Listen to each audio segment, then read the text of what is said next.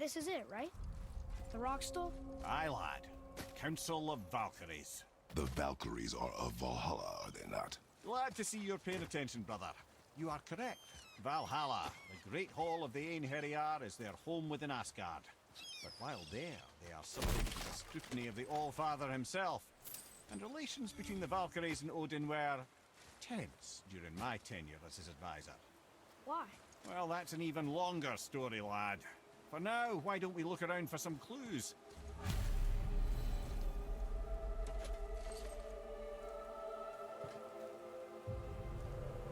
Whoa, you're back. Come here. Who is she? Gunnar, Mistress of War. After any conflict, big or small, she would be first on the scene, sussing out the worthy spirits for a free trip to Valhalla.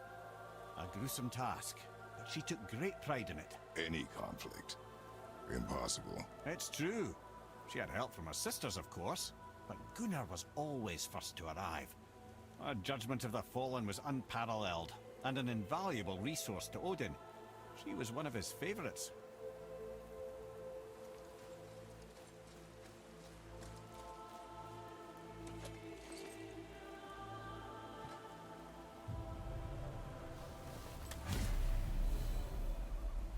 Ah, Gondul. Beautiful Gondul. And? Huh? That's it? Beautiful Gondul? No story or anything? Oh, sorry, lad. The sight of Gondul always took my breath away. Gondul had a silver tongue, a sharp wit, and struck a figure so stunning it literally drove men insane. Odin forbid her from setting foot in Midgard after a time, as insanity is not a welcome trait in Valhalla.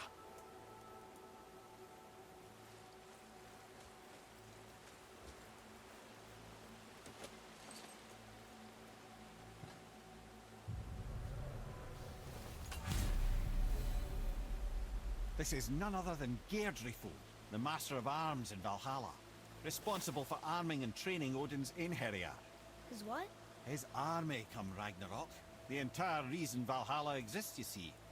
The Einherjar wait in the Great Hall endlessly, feasting, drinking, and fornicating themselves silly. Once Ragnarok begins, Odin calls them into service to fight on his behalf. Geirdriful had her hands full training that lot.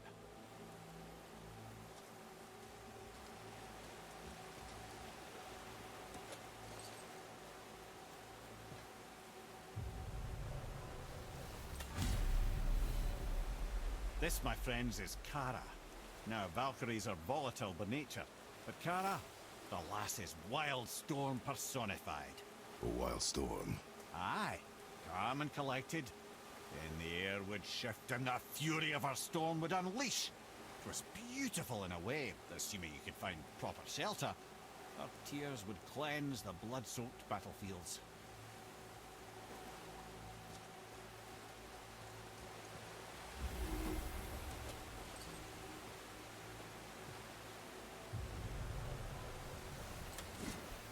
This is Rota, accuser of the slain. I thought all the Valkyrie did that. Not exactly, lad. Although that is what they're most famous for, and by far their greatest responsibility. You've seen what happens to the dead without the judgment of the Valkyries. Hellwalkers. That's right. Rota, Gunnar, Skuld. Without them to clean up the aftermath of battle, hell overflows with souls meant for Valhalla. A sorry state of affairs. Rota must be beside herself.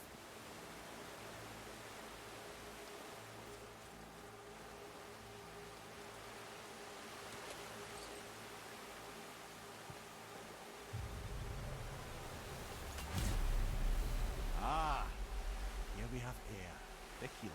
A Valkyrie healer? Strange. Air was strange, as a matter of fact. Very quiet, very calm. Where her sisters were violent rapids, Air was a gentle stream. She healed the wounds of both mortals and gods, and even a certain all-knowing sage who once drank too much and fell off a mountain. Not my proudest moment.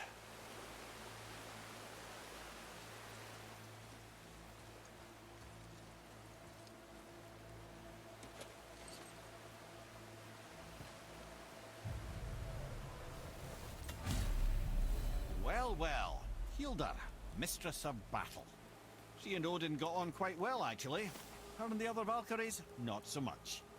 She would spend most of her time here in Midgard observing discord between the living, and sewing some up herself from time to time. She lived for conflict.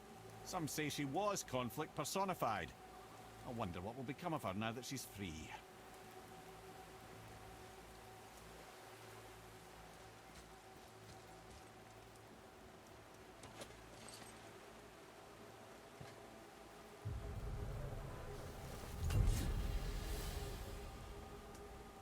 Olrun, once the daughter of a powerful chieftain. She fell defending him during a Reaver attack. Olrun was escorted to Valhalla, where she chose to devote her afterlife to the pursuit of knowledge above all else. Quite unusual behavior amongst the constant drinking and feasting of her fellow Valhallian denizens. How'd she end up a Valkyrie? Odin. He saw a kindred spirit in Olrun's single-minded pursuit of knowledge. He appointed her as the Valkyrie's resident historian.